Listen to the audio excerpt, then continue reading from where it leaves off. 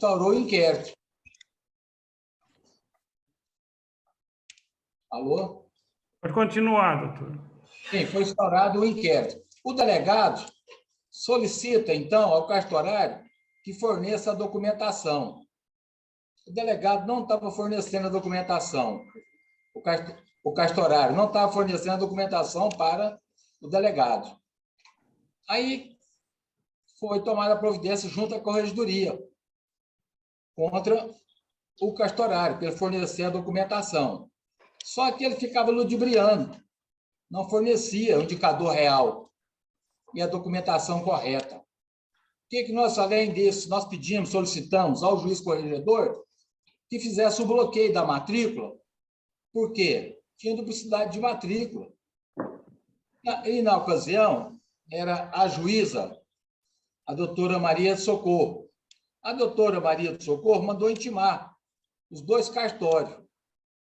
O cartório do primeiro ofício ficou como se fosse procrastinando o andamento do feito.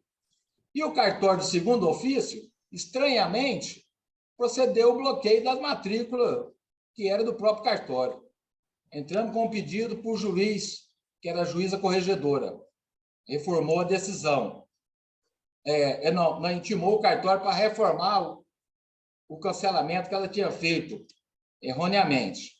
Mas o cartório do primeiro ofício apresentou a defesa, a contestação, manifestando pelo bloqueio das matrículas e alegando que não foi ele quem cometeu o ato. Por que não foi ele? Porque ele alega que ele tinha tomado posse e assumido o cartório através de concurso, mas achava que prudente o bloqueio. O que acontece? Por nossa parte, pedimos ao juiz que deferisse o bloqueio, porque existe a previsão legal, que é o artigo 214 da Lei 6.015, que diz o seguinte: se o juiz entender que a sobreveniência de novos registros poderá causar danos de difícil reparação, poderá determinar de ofício, a qualquer momento, ainda que sem oitiva das partes, o bloqueio da matrícula do imóvel. O que acontece, Excelência? Data vênia, na data do loteamento, a legislação anterior falava em inscrição. Com a nova lei 6.015, que criou a matrícula. Acontece que a lei 6.015, em 2004, ela foi alterada e criou o parágrafo 3º. E o parágrafo 3º do artigo 214 permite ao juiz de ofício, em casos especiais, o bloqueio da matrícula. Ora, no caso em questão, duplicidade de matrícula, nós estamos verificando aqui uma questão que a competência da jurisdição era do segundo. O primeiro fez o registro de uma segunda matrícula nos lotes. Ora, o que nós estamos pedindo? É com base na lei, no 214, parágrafo 3º. O cartório respondeu concordando com o bloqueio. O juiz julga a causa, alegando diferentemente, indefere o pedido, alegando que foi feita a pretensão do reclamante, no sentido que houve o envio das reclamações solicitadas. A reclamação trata-se de bloqueio e os documentos que ele teria que ter enviado para o delegado não quer dizer que não pode abrir e tomar as providências. Ora, acho que pode ser instaurado o procedimento, abrir e apurar o fato, e, além do mais, existem várias irregularidades que o cartório vem praticando. Nós temos vários processos e várias reclamações. E, além, não é só o nosso cliente que tem reclamações. Aí, feito o recurso, foi para o juiz retratar. O juiz não retratou, remeteu ao desembargador corregedor. O desembargador corregedor manteve a decisão Ora, não resta outra alternativa senão recolher, entrar com o pedido para o Conselho Superior da Magistratura. E a coisa aqui que se trata é duplicidade de matrícula. O doutor presidente, no início aqui da minha fala, ele falou que tem um outro caso, mas o outro é diferente. O outro caso que é o Norival Santo Tomé. Esse aqui é duplicidade de matrícula. E cartorário, com todo respeito, ganha dinheiro demais, não é muito dinheiro. Às vezes eles fazem as coisas e nem prestam atenção, se dando o consumidor. Aí o que acontece? Tem um cartório que lavrou a escritura e tem um cartório que registrou a escritura. Então, faz as coisas, não quer nem saber se o que está. Só pensa em faturar dinheiro e o caixa, geralmente é assim mesmo. E o consumidor que agora, a pessoa, o consumidor, não tem condição, não tem estrutura econômica, financeira. E outra questão, nós estamos diante de um caso que a outra parte usou até milícia aí no caso, usou até a própria polícia. Nós estamos brigando com a Polícia Civil e com a Militar.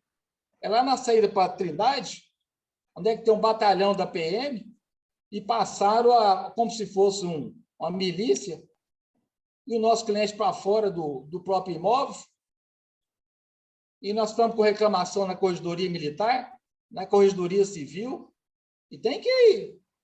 O advogado tem que ir para todos os lados. Vários desembargadores, aí no caso, já foram juiz corregedor em outras comarcas, em outras cidades, ou até em Goiânia mesmo. Ora, causa estranheza não abrir o processo contra... Causa muita estranheza. A gente faz uma reclamação aí contra, vou dizer, um médico, apura, abre o processo. Faz reclamação contra o advogado, abre o processo.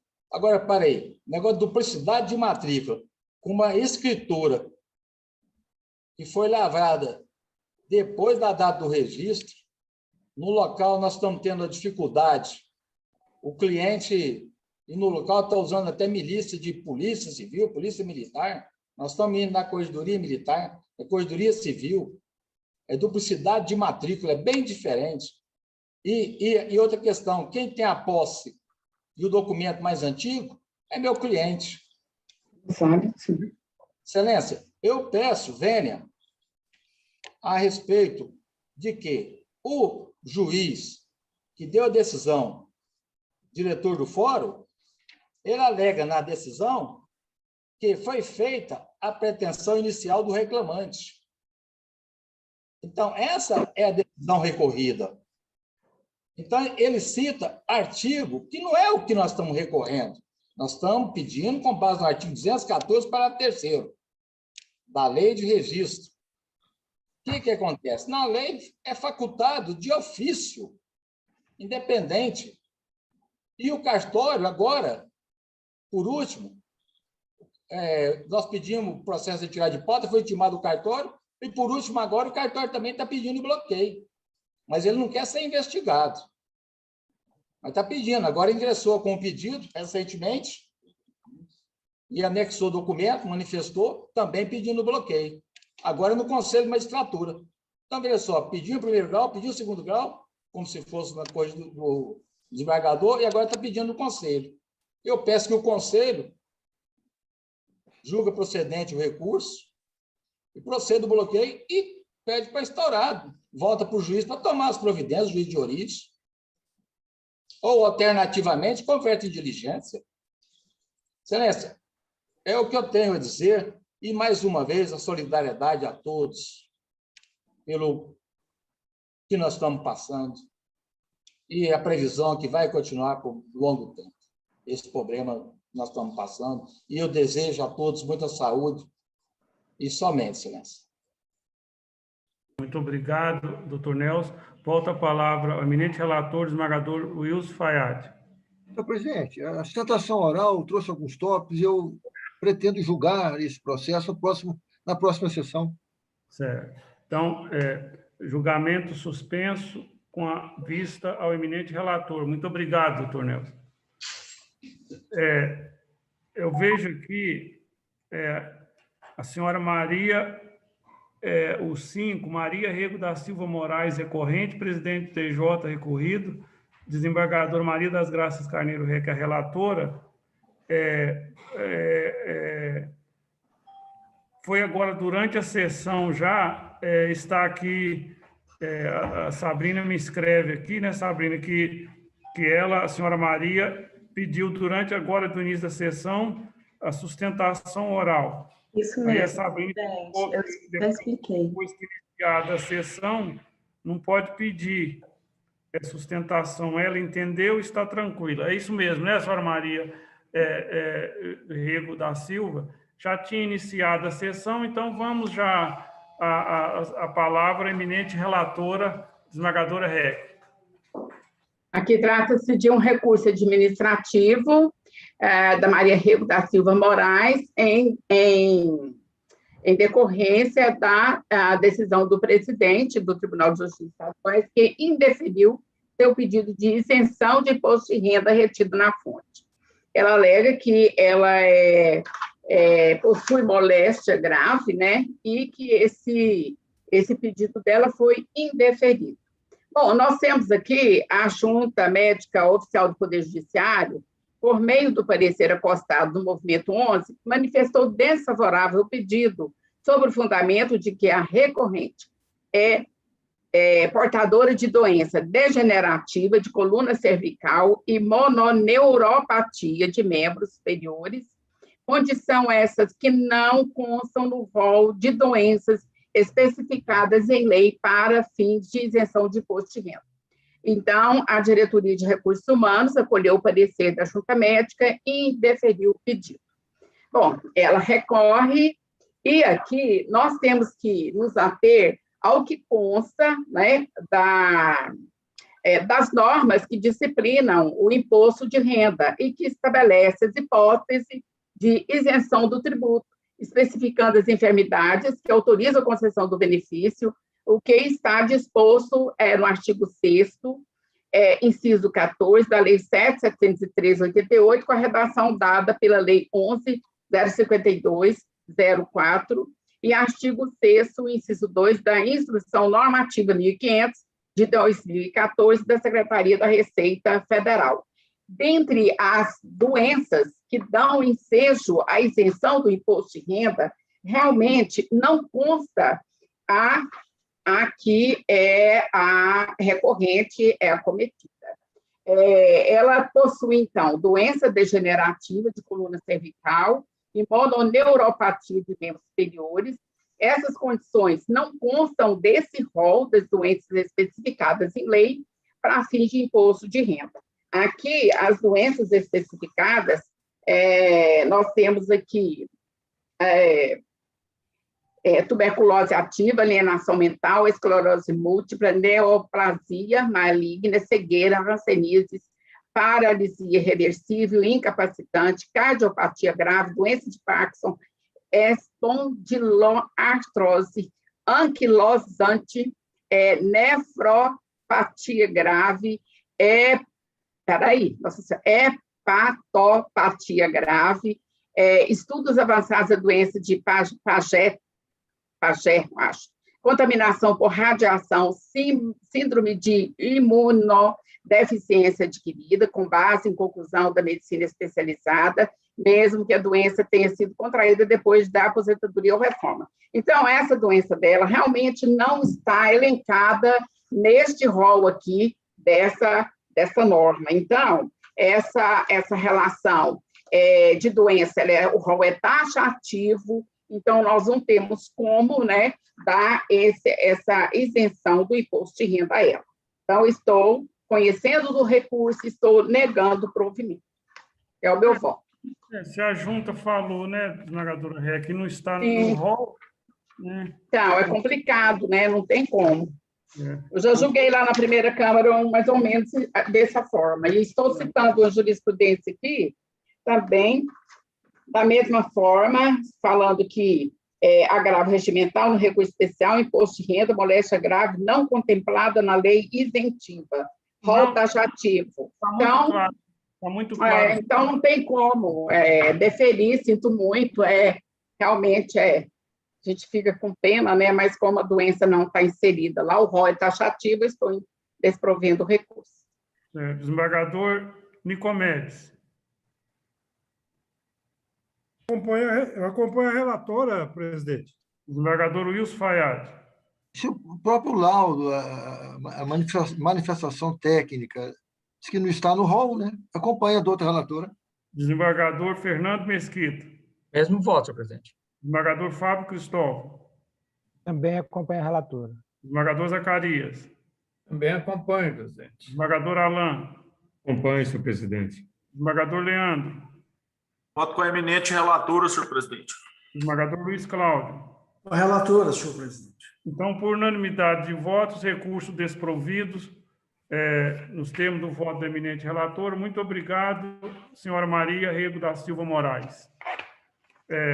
Voltando aqui à pauta adiada, melhor dizendo, acabaram as sustentações, a pauta normal agora é adiada, o número 2, recurso administrativo, senador Canedo, Loiane Verducci de Almeida Firmino Calafiore, presidente do Tribunal Recorrente recorrido, relator desembargador Maria das Graças Carneiro Reck, decisão, suspenso o julgamento com vista à eminente relatora. Com a palavra, desembargadora Reck. Então, o número 2 é igual ao número 3. Eu trouxe 2 votos na sessão passada e fiquei com vista para olhar realmente o entendimento que estava sendo aplicado. Aí, então, Oi. vamos anunciar já o 3 também. Sim. Aparecida Chagas Costa, presidente do tribunal, a mesma relatoria desembargadora Maria das Graças Carneiro Reck, está suspenso o julgamento com vista à eminente relatora. Pode julgar os 2, então.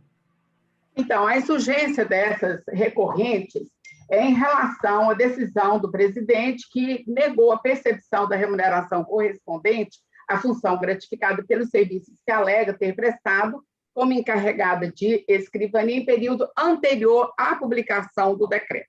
Até eu trouxe esses julgamentos, esses votos na sessão passada, mas acabei ficando com vista.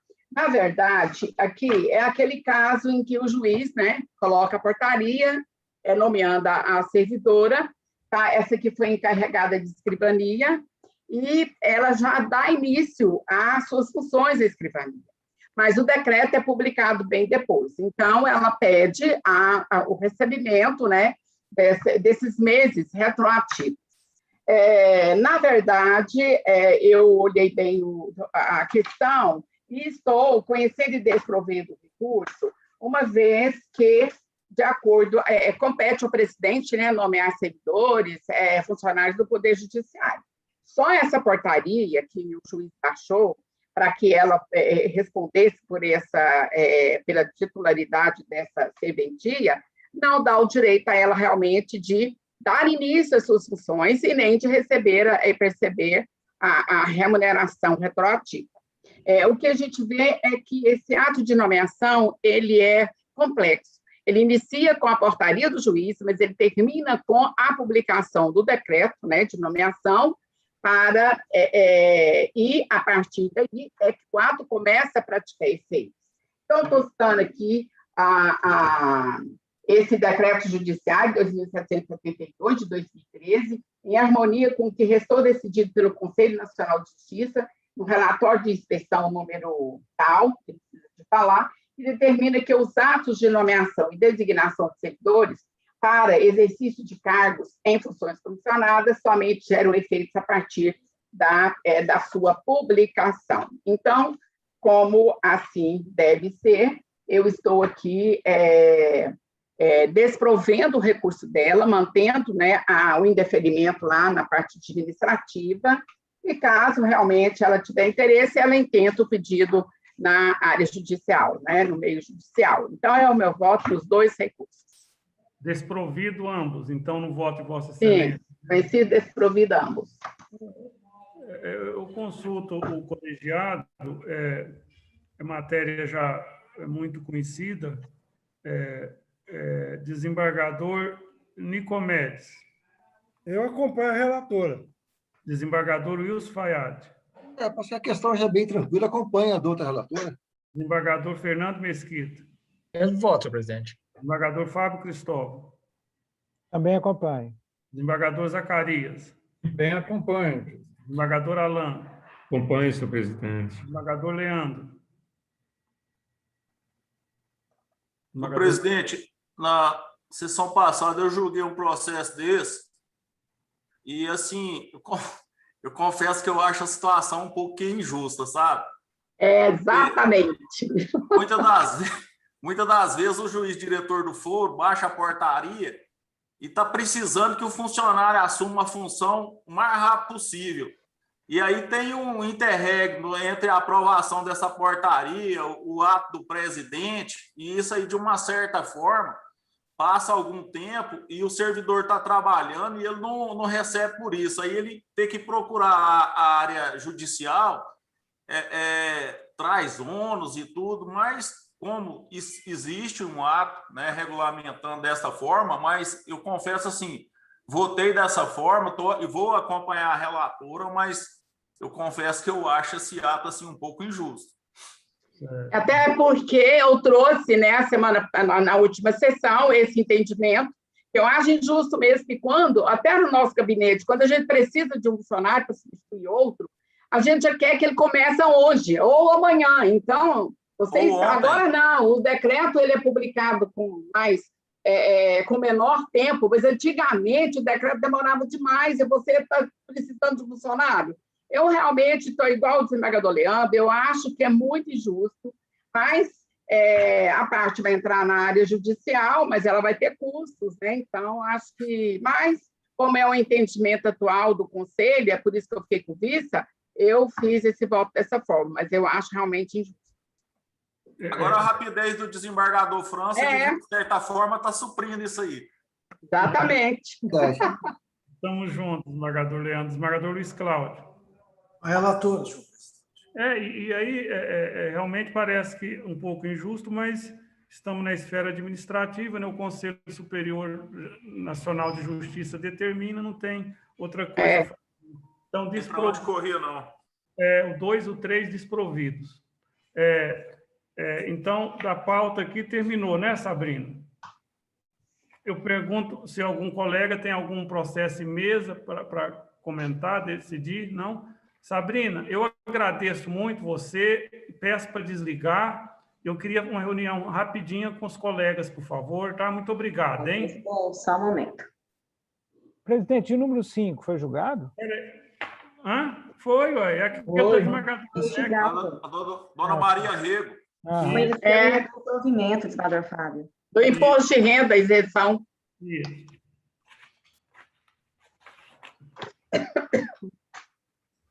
Colegas, eu queria ter uma conversa, passar uma informação rápida.